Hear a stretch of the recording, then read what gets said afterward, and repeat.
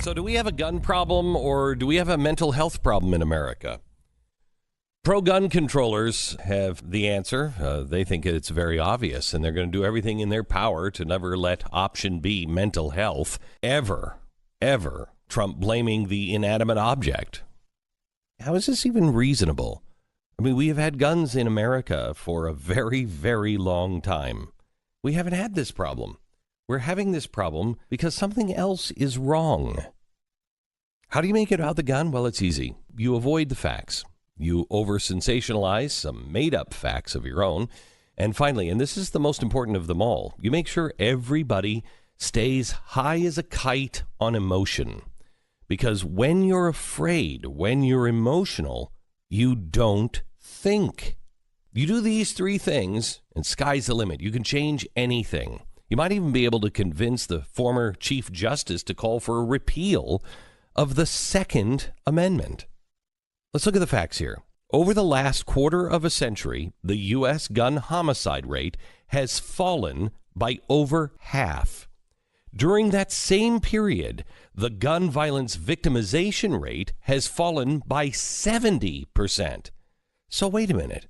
Why is it all of a sudden we feel like we have to control guns? That the pro-gun control lobby has made it look like gun violence, rather than receding by 50 and 70%, is actually a growing problem. How is that happening?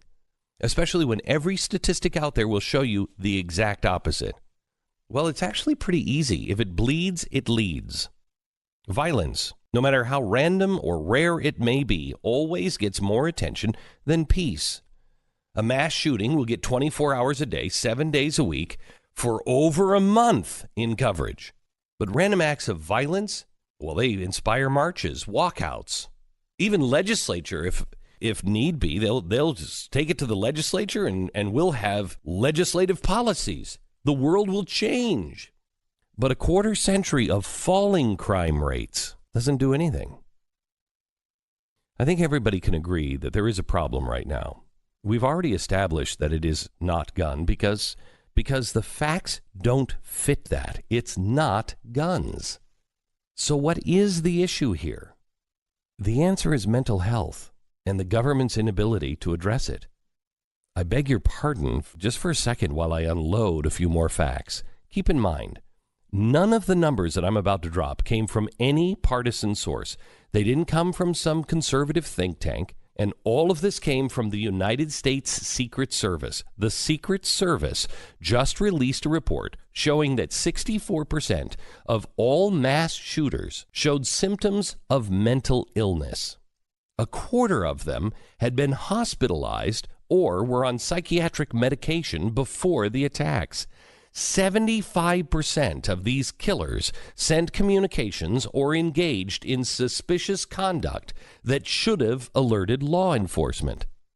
So what we have here is clinically deeply troubled people who in many cases had been in mental facilities, but were still able somehow or another to purchase guns. And they were even giving away their intentions beforehand with communications and suspicious activity.